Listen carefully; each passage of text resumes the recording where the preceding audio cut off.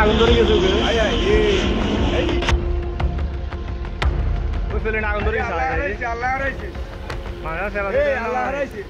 চট্টগ্রামে বিমান বাহিনীর একটি প্রশিক্ষণ যুদ্ধ বিমান বিধ্বংসের ঘটনায় অসীম জাওয়াদ নামের এক পাইলট মারা গেছেন। এই ঘটনায় আহত কোপাইলট উইং কমান্ডার সোহান চিকিৎসাধীন। বৃহস্পতিবার দুপুর 12:30টার দিকে পতেঙ্গার বানৌজা ইসা খাঁ হাসপাতালে তিনি চিকিৎসাধীন অবস্থায় মারা যান। বিষয়টি নিশ্চিত করেছেন নগর পুলিশের উপ কমিশনার শাকিলা সুলতানা। তিনি বলেন, বিধ্বংস প্রশিক্ষণ বিমানের পাইলট ও কোপাইলট প্যারাশুট দিয়ে নেমে এলে তাদের উদ্ধার করে বানৌজা ইসা খাঁ হাসপাতালে ভর্তি করা হয়। বেলা 12:30টার দিকে চিকিৎসাধীন অবস্থায় অসীম জাওয়াদ নামে একজনের মৃত্যু হয়।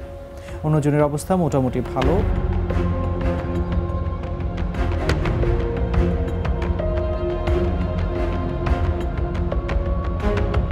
এর আগে সকাল 10:30টার দিকে বিমান বাহিনীর YAK-130 যুদ্ধ বিমানটিতে উড্ডয়নকালে যান্ত্রিক ত্রুটি দেখা দেয়।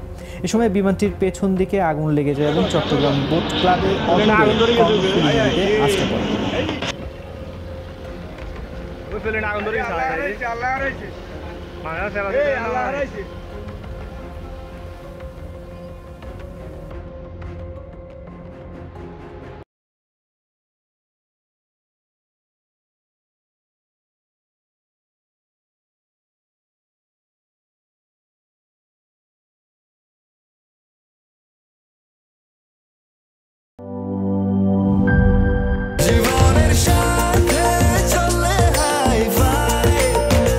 স্বাস্থ্যকর অল টাইম ফ্যামিলি কেক, সব সময় অল টাইম হেলদি লাইফ।